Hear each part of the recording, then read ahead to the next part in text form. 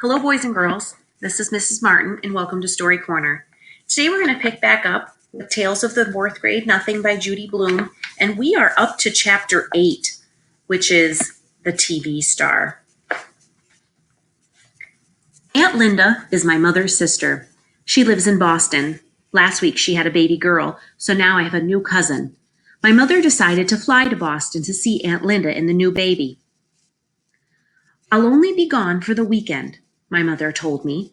I was sitting on her bed watching her pack. I know, I said. Daddy will take care of you and Fudge. I know, I said again. Are you sure you'll be all right? She asked me. Sure, why not? Will you help Daddy with Fudge? Sure, Mom, don't worry. I'm not worrying, it's just that Daddy is so, well, you know, he doesn't much know about taking care of children. Then she closed her suitcase. We'll be fine, Mom, I said. I was really looking forward to the weekend. My father doesn't care about keeping things neat. He never examines me to see if I'm clean, and he lets me stay up late at night. On Friday morning, all four of us rode down in the elevator to say goodbye to my mother. Henry looked at the suitcase. You going away, Mr. Hatcher? He asked. My mother answered, No, I am, Henry. My sister just had her first baby. I'm flying to Boston for the weekend to help out. New baby, Fudge said. Baby, baby, baby. Nobody paid any attention to him. Sometimes my brother just talks to hear the sound of his own voice. Have a nice visit, Mrs. Hatcher, Henry told my mother when we reached the lobby. Thank you, Henry, my mother said. Keep an eye on my family for me. Will do, Mrs. Hatcher, Henry said, giving my father a wink. Outside, my father hailed a taxi. He put the suitcase in first, then held the door for my mother. When she was settled in the cab, my father said, Don't worry about us. We'll be just fine. Just fine, Mommy, Fudge said. Bye, Mom. See you Sunday, I said. My mother blew us kisses. Then her cab drove away. My father sighed while Fudge jumped up and down, calling, Bye, Mommy. Bye, bye, bye. I had no school that day. The teachers were at a special meeting, so my father said he'd take me and Fudge to the office with him. My father's office is in a huge building made of almost all glass. It's a really busy place. You never see people just sitting quietly at desks. Everyone's always rushing around. A person could get lost in there. My father has a private office and his own secretary. Her name is Janet, and she's very pretty. I especially like her hair. It's thick and black. She has the longest eyelashes I've ever seen. Once I heard my mother say, Janet must have to get up at the crack of dawn to put on her face. My father just laughed when my mother said that. Janet's seen me before, but this was her first meeting with Fudge. I was glad his hair was finally growing back. I explained right off about his teeth. He'll look a whole lot better when he's older, I said. He knocked out his 2 front teeth, but when he's 6 or 7, he'll get new ones. See, Fudge said, opening his mouth. All gone. My father said, Janet, the boys are going to be here for the morning. Can you amuse them while I clear up some work? Certainly, Mr. Hatcher, Janet said. You go ahead into your office and I'll take the boys on a tour of the rest of the agency. As soon as my father went into his private office, Janet took out her pocketbook. She reached in and came up with a hairbrush, some lipstick, and a bag of crackers. Want some? She asked me and Fudge. Okay, I said, taking a handful. Fudge did the same. The crackers were shaped like little goldfish. I nibbled while Janet fixed herself up. She had a big folding mirror in her desk drawer. She set it on top of her desk and went to work on herself. When she was finished, she looked exactly the same as when we came in, but I guess she didn't think so because she said, That's much better. Then she put all her stuff away and took me by one hand and Fudge by the other. We walked down a long hall through a doorway and into another section of the agency. We came to a room where there were a bunch of kids with mothers. I guess there were at least 50 of them. Most of the kids were small, like Fudge. Some were crying. Is this nursery school or what? I asked Janet. She laughed.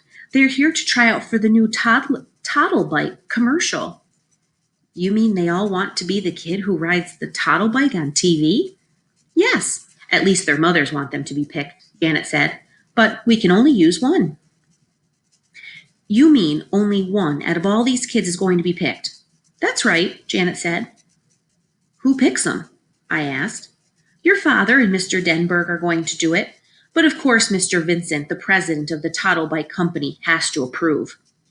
Just then a door opened and a secretary came out. Next, she called to the waiting kids.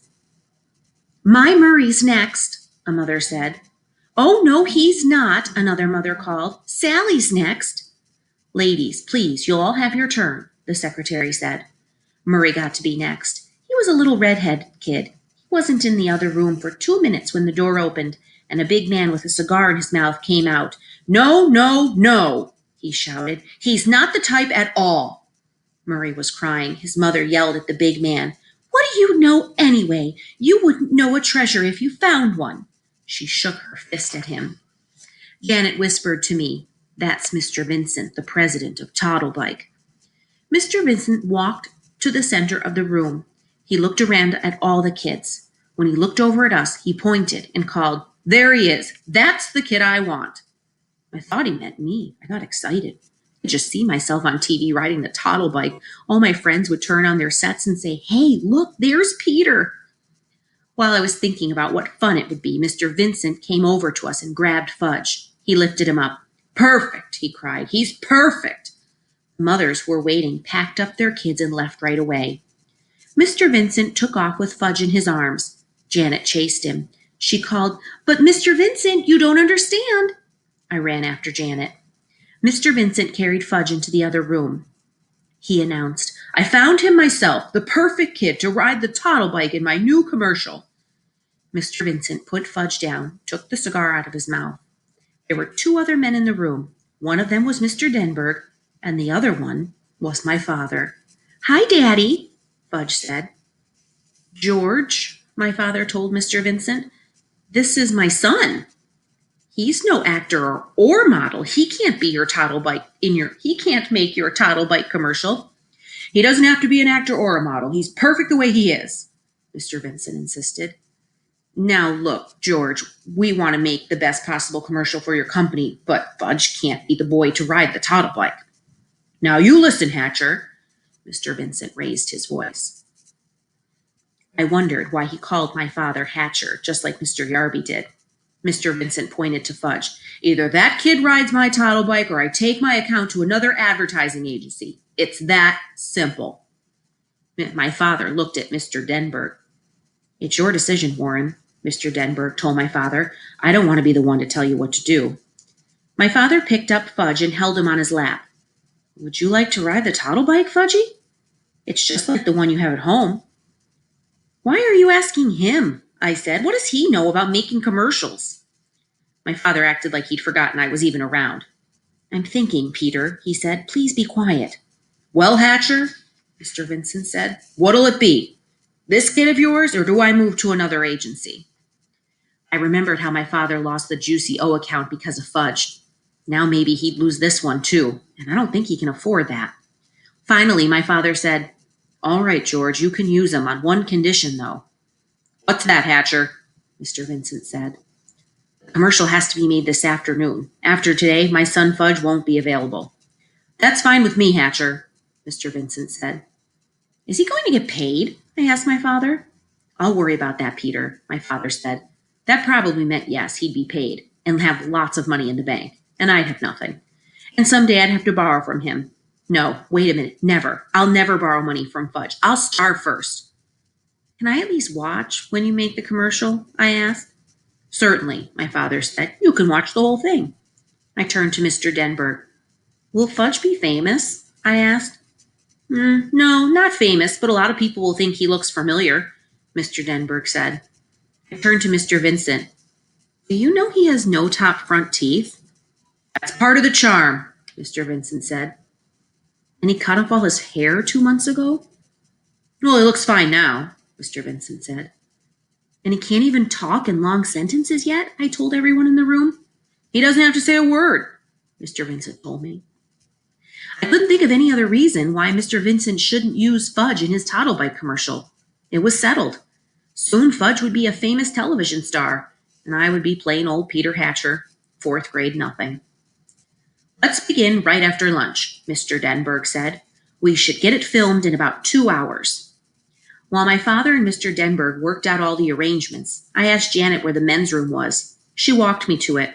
I told her thank you and that she didn't have to wait. I'd find my own way back. When I was safely inside, I looked at myself in the mirror. I wish Fudge had never been born, I thought. Everything good always happens to him. If he had to be born, I wish he could be like 9 or 10 like me. Then Mr. Vincent wouldn't want him to be the one to ride the toddle bike in his commercial.